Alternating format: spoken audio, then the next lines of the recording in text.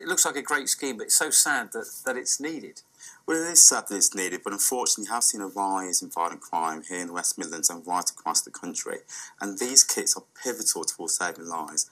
On average, it takes 7 minutes for an ambulance to reach a patient, but where there are catastrophic bleeds, the first 3 to 5 minutes can prove fatal. So where these incidents happen, we have to make sure we do everything possible we can to save someone's lives, and these kits ultimately do exactly that. Are they, it sounds like a silly question, but are they easy for people to use? They are very easy for people to use. They come with instruction cards, and the ambulance service do instruct people on how to use them.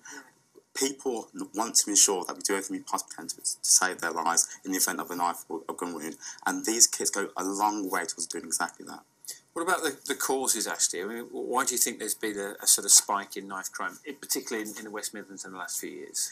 Well, I do think the cuts to the policing service over the last 10 years have proved critical towards this. Just in the West Midlands, we lost over 2,000 police officers. So the ability of police officers to do proactive policing to tackle the root causes of violent crime have been compromised. So that's gone an awful long way to one reasons for why we're seeing in the country now today.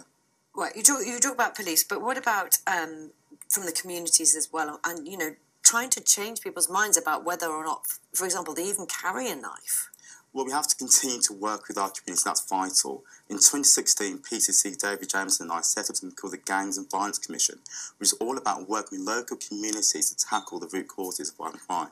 In that time, we've had community mediators go into these areas where violent crime takes place, and also put youth intervention workers in A&E departments across the West Midlands. So we're doing a lot of proactive work, there's plenty more we can do, and that's where blood control kits come into it. So just explain what you do with the A&E departments. Young people go in and see what's happening, or how does it work? So when young people go into our A&E departments because they've had a gunshot wound or a knife wound, at that teachable moment, youth workers will talk to them, work with them, find out why they're there, and do everything they possibly can to steer them off that path and get them back onto the straight and narrow.